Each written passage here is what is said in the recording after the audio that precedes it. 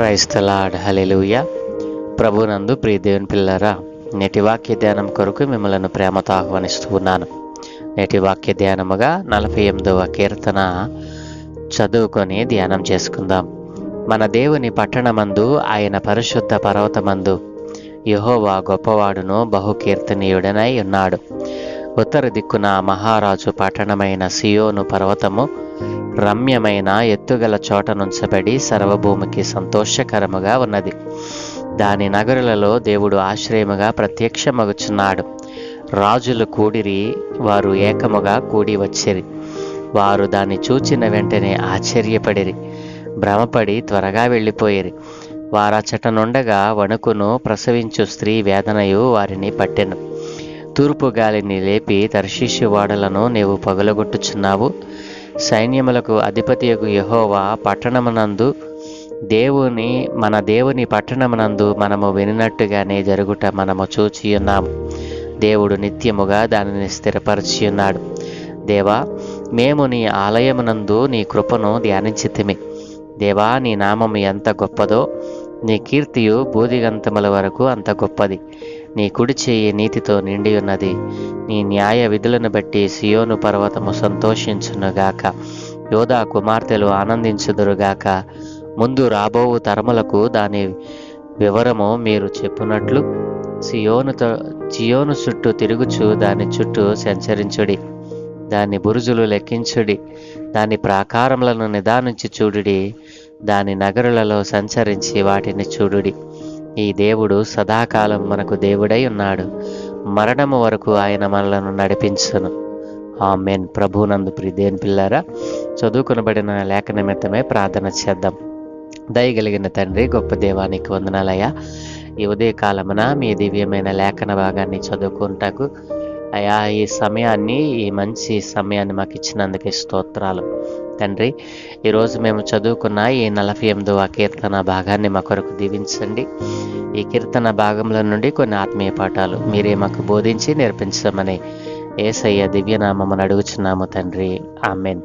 ప్రభునందు ప్రియ దేవుని పిల్లారా, నిన్నటి దినాన 47వ కీర్తనలో మరి రాజుకు పట్టాభిషేకం జరిగితే ఆ రాజు పట్టణములో ప్రవేశించి తన ప్రజలైన వారిని ఏలబోతా ఉన్నాడు.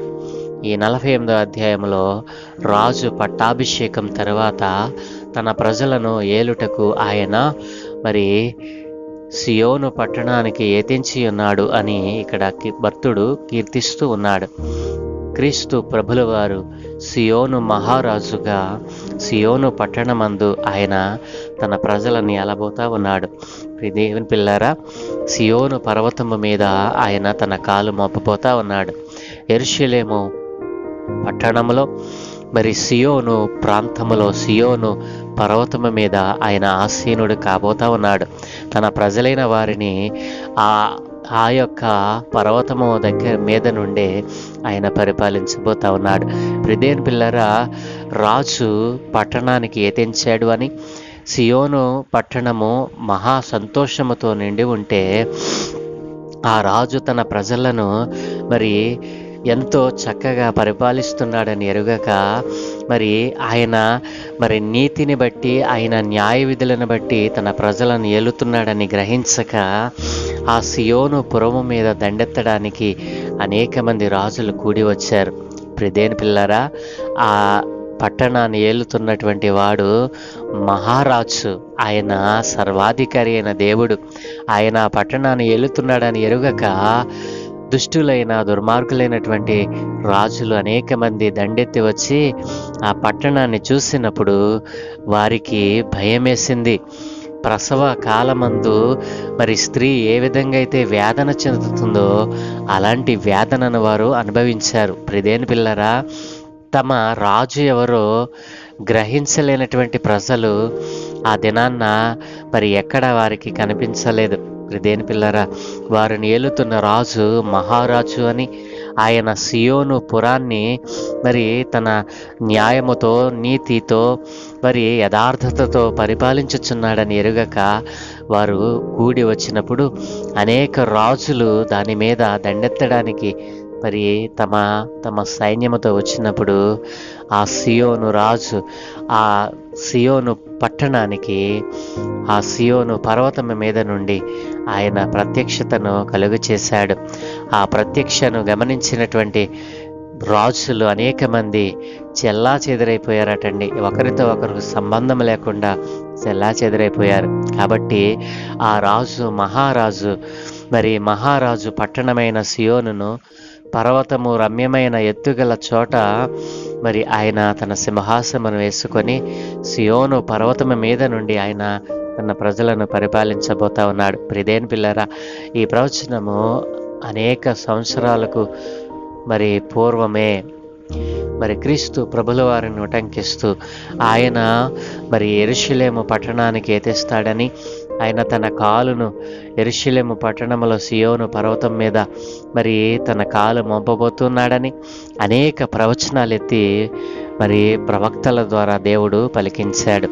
ఆ ప్రవక్తల మాట చెప్పబడిన ప్రతి వాక్కును నెరవేర్చడానికి క్రీస్తు ప్రభుల వారు మరలా రెండవ రాకడలో రాబోతూ ఉన్నాడు. కాబట్టి ప్రియదేవుని పిల్లరా, ఆ మహారాజు పట్టణంలో నీ ఉండాలని ఆశపడుతూ ఉన్నావా? ఆ మహారాజు పట్టణంలో ఆయన ఏలుబడిలో నీ ఉండాలని నీవు ఆశపడుతూ ఉన్నావా? అయితే ఆయన న్యాయ విధులను, ఆయన నీతిని, యథార్థతను నీవు కలిగి ఉండాలి. నీ విశ్వాసము పరిపూర్ణమైనటువంటి విశ్వాసముగా పరిణితి చెందాలి. ఆ మహారాజు తన పట్టణంలో నుండి మనల్ని ఏలటానికి ఆయన రాబోతూ ఉండగా ఆ సియోను పురము మనం చేరేటువంటి మార్గమును కనుగొనాలి. ఈ రోజున నీకు నచ్చిన మార్గంలో నీవు నడుస్తూ ఉన్నావు. ఆ మహారాజు పట్టణానికి దారి తీసే మార్గమేదో నీవు కనుగొనలేకపోతా ఉన్నావు. ఇప్పుడు దేని పిల్లలు నిన్నటి దినాన్ని మనం ధ్యానం చేశాం కాదు. పట్టణము దేవుని యొక్క సంఘమే. దేవుని సంఘములో నీవు లేకపోతే, దేవుని సంఘములో దేవుడు తన న్యాయ విధులను, తన కట్టడలను, తన నీతిని, యథార్థతను ఉంచితే ఆ యొక్క సంఘములో నీవు చేర్చబడినప్పటికీ కూడా ఆ నీతిని, యథార్థతను, న్యాయ విధులను ధరించుకున్నవాడవై బ్రతకకుండా ఈ రోజున దేవునికి వ్యతిరేకమైన జీవితంతో నీవు బ్రతుకుతా ఉన్నావు. కాబట్టి దేవుని మహారాజు పట్టణమైన దేవుని పట్టణములో, దేవుని సంఘములో నీవు చేర్చబడినటువంటి నీవు దేవుని యొక్క గుణగణాలను సంపాదించుకున్నవాడవై పరిశుద్ధమైనటువంటి జీవితమును జీవిస్తూ ఆ రాజు చేతి పరిపాలనలో నీవు ఉండాలని దేవుడు కోరుకుంటా ఉన్నాడు. ఆ రకమైనటువంటి ఆలోచన, ఆ రకమైనటువంటి తీర్మానము నీలో లేకుండా పోయిందే. అయితే నీవు దేవుని యొక్క మహారాజు, దేవుని మహారాజు మహాపట్టణమైన సియోను పురమును నీవు చేరాలని ఆశపడటం లేదా? అయితే ఆ పట్టణంలో నీవు చేరకపోతే, ఆ మహారాజు చేతి కింద నీవు, అధికారం కింద నీవు లేకపోతే నీకు ప్రమాదం. నీవు విడవబడతావు. ఆ దినాన గొప్ప వేదన నీవు అనుభవించగలం. కాబట్టి ప్రియదేవుని పిల్లరా, మన రాజు సియోను పురాన్ని ఏలటానికి, సియోను పురములో నుండి తన ప్రజలను పరిపాలించటానికి ఆయన మహారాజుగా పట్టాభిషేకాన్ని పొందుకున్నాడు. పట్టాభిషేకం పొందుకున్న రాజు ఆలస్యం చేయకుండా తన ప్రజలను ఏలబోతా ఉన్నాడు. ఆ ఏలుబడిలో, ఆ రాజు చేతి క్రింద ఆయన ఏలుబడిలో నీ ఉండాలని ఆశపడుతూ ఉంటే నీ యొక్క భక్తిని, విశ్వాస్యతను పెంపొందింపచేసుకో. దేవుడు తన ప్రజల పట్ల తన పట్టణములో నుండి ఆయన చేతులు చాచి ఆయన పరిపాలన చేస్తూ ఉన్నాడు. అనేక మంది తన పట్టణం మీద దండెత్తాలను చూశారు, కానీ దేవుడు అవకాశం ఇవ్వలా. వారు చూసినప్పుడు వారి గుండెలు అదిరిపోయాయి. మహారాజు పట్టణాన్ని ఏలుతున్నాడు. ఆ రాజు ఎవరో కాదు, ఆయన మహాశక్తిమంతుడు, బలశాలి, గొప్ప యుద్ధశూరుడు, యోధాగోత్రపు సింహం అని తెలుసుకున్న అన్య రాజులందరూ చెల్లా చెదిరైపోయారు. ఆయన చేతి కింద ఉంటే నీకు రక్షణ, ఆయన సంఘములో ఉంటే నీకు బలమైనటువంటి ఆదరణ జరుగుతుంది. కాబట్టి నా ప్రియ దేవుని పిల్లలారా, ఈ 48వ కీర్తనలో చెప్పబడినటువంటి మహారాజు ఎవరో కాదు, క్రీస్తు ప్రభుల వారే. ఆయన రెండవ ఆగమనములో యెరూషలేము పట్టణములో సియోను పర్వతము మీద తన కాలును మోపబోతా ఉన్నాడు. ఆయన కాలు మోపి తన ప్రజలను ఆ పట్టణంలో నుండే పరిపాలించబోతా ఉన్నాడు. 1000 ఏళ్ల పరిపాలనలో మరి దేవుని యొక్క మరి నామమును అంగీకరించినటువంటి వారికి అనేకమైనటువంటి ఆపదలు సంభవించబోతా ఉన్నాయి. ఆయన 1000 ఏళ్ల పరిపాలనలో మరి అలాంటి ఆపద లేనటువంటి వారిగా ఆయన రాజ్యాధికారం కింద, ఆయన చేతి కింద అణిగి ఉండాలని దేవుడు తన ప్రజలను సమకూర్చుకొనబోతా ఉన్నాడు. ఆ ప్రజలలో నీవున్నావా? ఆ మహారాజు పట్టణములో నీవు చేర్చబడాలని ఆశపడుతూ ఉన్నావా? అయితే నీ జీవితంలో నీ భక్తి విశ్వాస్యతను ఒక్కసారి నీవు పరిశీలన చేసుకో. ఆ మహారాజు ఏలుబడిలోనే ఉండాలని మరి ఒక్కసారి తీర్మానం చేసుకో. దేవుడు మిమ్మలను అలాగున తయారు చేయనుగాక. దయగలిగిన తండ్రి, గొప్ప దేవా, నీకు వందనాలయ్యా. ఈరోజు నైనా సియోను పురములో నుండి, సియోను పట్టణములో నుండి నీవు ఏలుబడి చేస్తూ ఉన్నావు. నీ ప్రజలైన వారిని నీవు ఏలుతున్నావు నాయన. నీవు ఏలుటకు రాబోతూ ఉన్నావు. అయినా ఈ సంగతిని ఎత్తి కొన్ని వందల సంవత్సరాలకు పూర్వమే అయ్యా, ఇదిగో మా ప్రవక్తలు, నీ భక్తులు నాయన మాకు తెలియచేశారు.